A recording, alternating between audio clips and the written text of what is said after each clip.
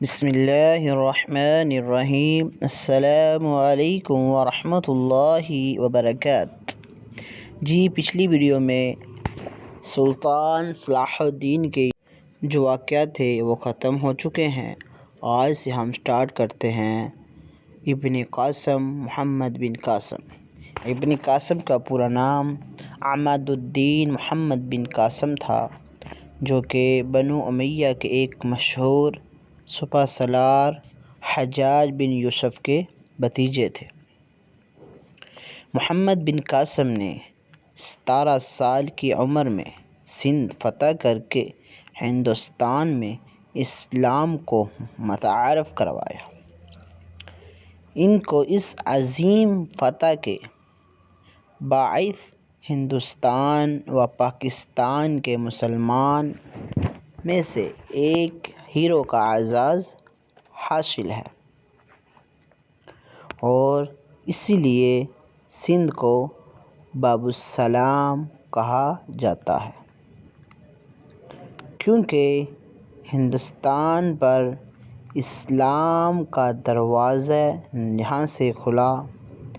محمد بن قاسم 694 عیسوی میں طائف میں پیدا ہوئے۔ ان کے والد خاندان کے ممتاز افراد میں شمار کیا جاتا تھا۔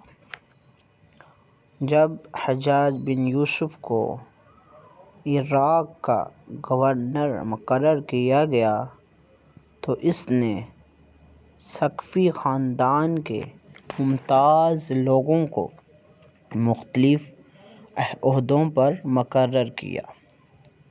ان میں سے محمد کے والد قاسم بھی تھے، جو بصرہ کی گورنری پر فائز تھے۔ اسی طرح محمد بن قاسم کی ابتدائی تربیت بصرہ میں ہوئی۔ بچپن ہی میں سے مستقبل کا ذہین اور قابل شخص نظر آتا تھا۔ غربت کی وجہ سے اعلیٰ تعلیم حاصل کرنے کی خواہش پوری نہ کر سکا، اس لیے ابتدائی تعلیم کے بعد فوج میں بھرتی ہو گئے۔ فنون صوف گری کی تربیت انہوں نے دمشق میں حاصل کی، اور انتہائی کم عمری میں اپنی قابلیت اور غیر معمولی صلاحیت کی بدولت فوج میں اعلیٰ عہدہ حاصل کر کے امتیازی حیثیت حاصل کی۔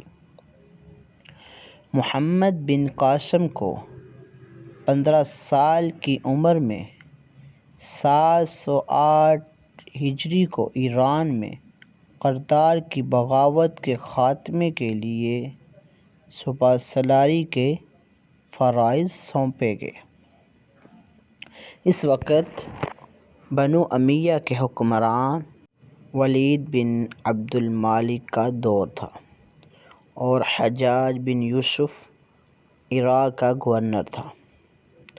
اس مہم میں محمد بن قاسم نے کامیابی حاصل کی اور ایک معمولی چھاؤنی شہروز کو ایک خاص شہر بنا دیا۔ اس دوران محمد بن قاسم کو فارس کے دارالحکومت شیراز کا گورنر بنایا گیا۔ اس وقت اس کی عمر 17 برس تھی۔ اپنی تمام خوبیوں کے ساتھ حکومت کر کے اپنی قابلیت و ذہانت کا سکہ بٹھایا، اور 17 سال کی عمر میں ہی سندھ کی مہم پر سپہ سالار بنا کر بھیجا گیا۔ محمد بن قاسم کی فتوحات کا سلسلہ 711 ہجری میں شروع ہوا اور 713 تک جاری رہا۔ انہوں نے سندھ کے اہم علاقے فتح کیے۔ ملتان کو فتح کر کے سندھ کی فتوحات کو پایا تکمیل تک پہنچایا، لیکن شمالی ہند کی طرف سے بڑی خواہشات کے حالات نے پورا نہ